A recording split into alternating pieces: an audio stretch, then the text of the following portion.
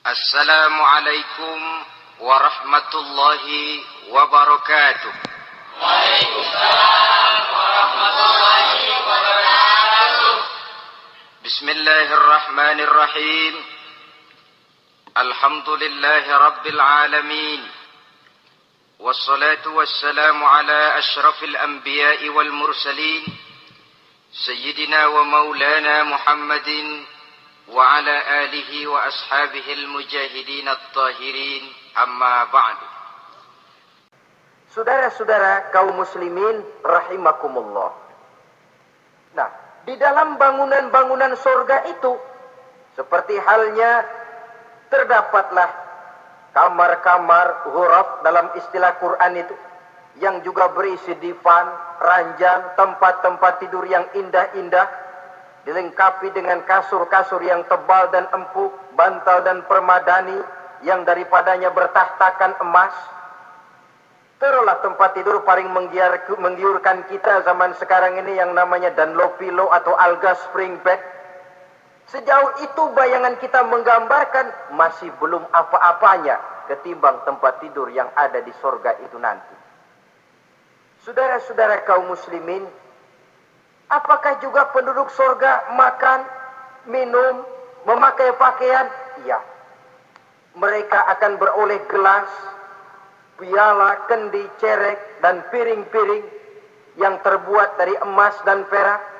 Tentu tidak usah gambarkan lagi macam emas dan perak di dunia. Emas dan peraknya akhirat, saudara-saudara. Tetap saja ma la ainun ra'at, wala uzunun sami'at, wala khatara fi qalbil bashar. Belum pernah dilihat mata, belum pernah didengar telinga, dan belum pernah terdetik dalam hati manusia tentang wujud yang semacam itu. Apa pakaian mereka? Pakaian penduduk sorga dari sutra yang lembut dan tebal, berwarna hijau. Kemudian saudara-saudara, sungai juga mengalir di sana. Mata airnya antara lain berwarna jernih, ada yang air susu, ada yang sungai madu, ada yang khamar atau sungai arak, dan penduduk surga boleh meminumnya, tidak ada larangan sama sekali. Timbul pikiran konyol, kalau di surga orang pada minum arak, apa banyak yang teler di surga? Ya tentu tidak. Sebab di sana saya katakan tadi kehidupan yang hakiki.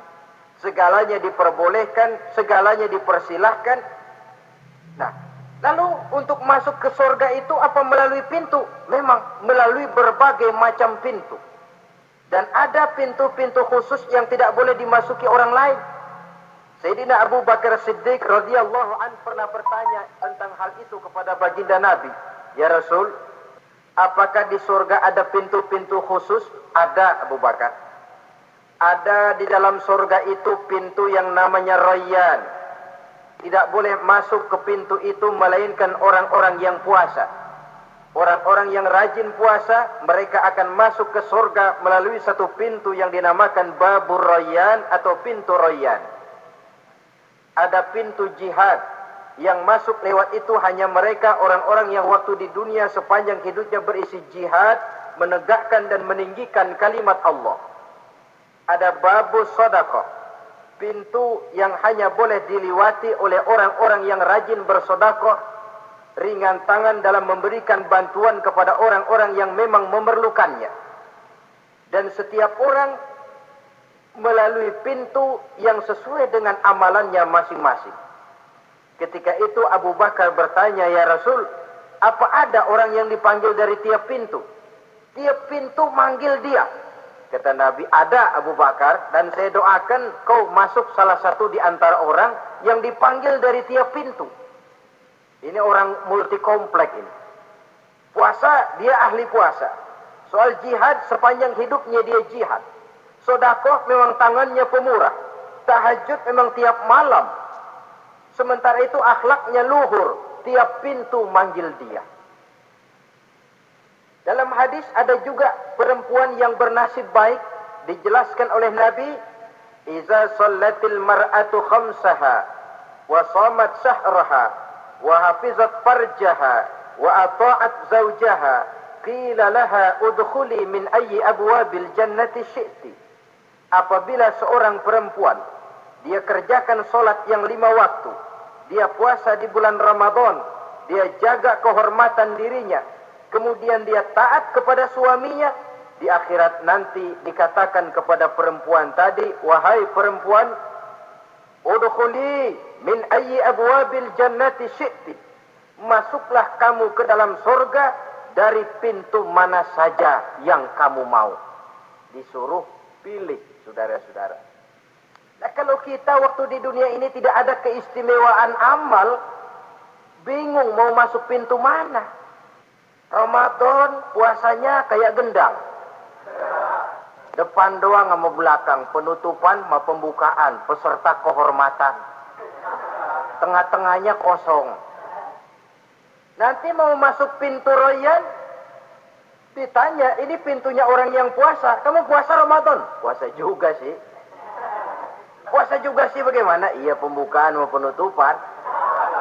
Tengahnya kosong, nggak bisa lewat pintu sini, cari pintu lain saja. Mau masuk kita lewat pintu jihad, ditanya lagi, kamu lewat sini apa merasa pernah berjuang membela agama waktu di dunia? Mau lewat pintu sholat, apa kau termasuk orang yang konsekuen menjaga sholat? Bersyukurlah kita kalau tiap pintu memanggil. Kalau tidak, adalah salah satu amal kita yang menunjukkan keistimewaan kita. Karena itu beramal nggak perlu banyak, yang penting rutinnya, istiqomahnya. Ahabbul a'mali indallah adwamuha wa in qalla.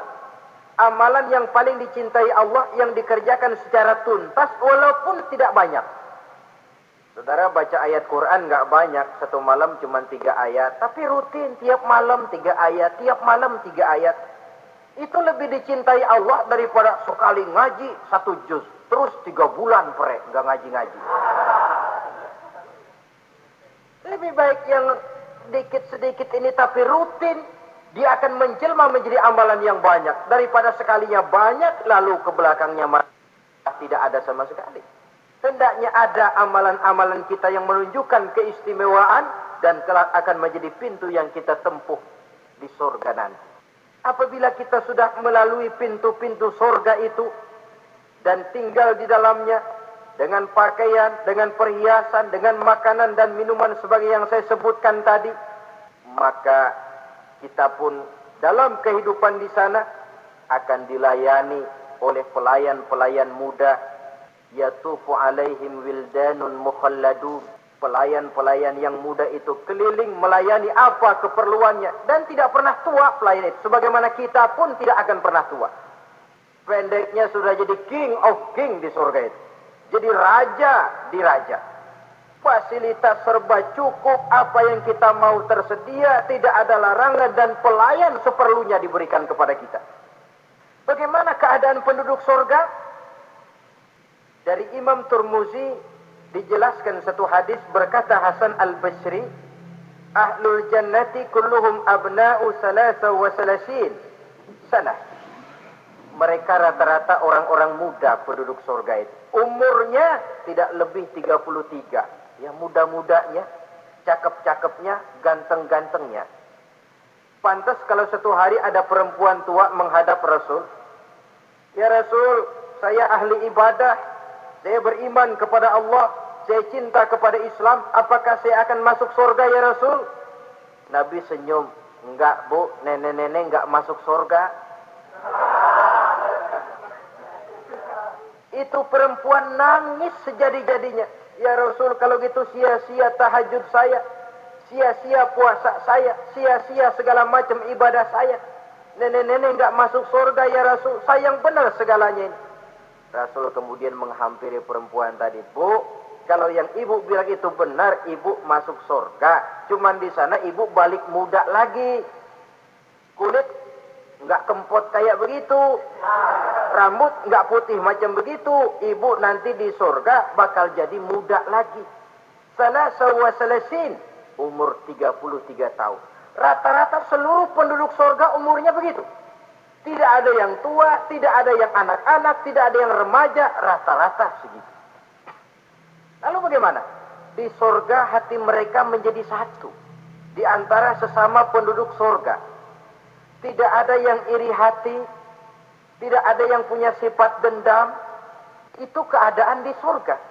Walaupun bertetangga, yang satu bisa mengunjungi yang lain, yang satu bisa nengokin yang lain, tapi tidak ada sikap iri hati dan dengki. Tidak ada yang satu datang ke tempat saudaranya di surga, loh kapling lo lebih luas dari gua nih, nggak adil Tuhan. Tidak ada. Semuanya hati sudah menjadi satu, tidak ada dendam, tidak ada iri hati. Kan jauh bedanya dengan kehidupan di dunia ini toh. Kadang-kadang di dunia ini begitulah romantikanya. Kita melarat, disuraki orang, kita sedikit kaya, diselidiki orang. Ada saja yang iri, ada saja yang hasut, dan selalu mencari cara untuk menjatuhkan kita. Di surga, hal semacam itu tidak akan kita temui. Orang tidak punya sifat iri hati dan dendam. Lalu bagaimana lagi keadaan penduduk surga itu? Min rahimakumullah.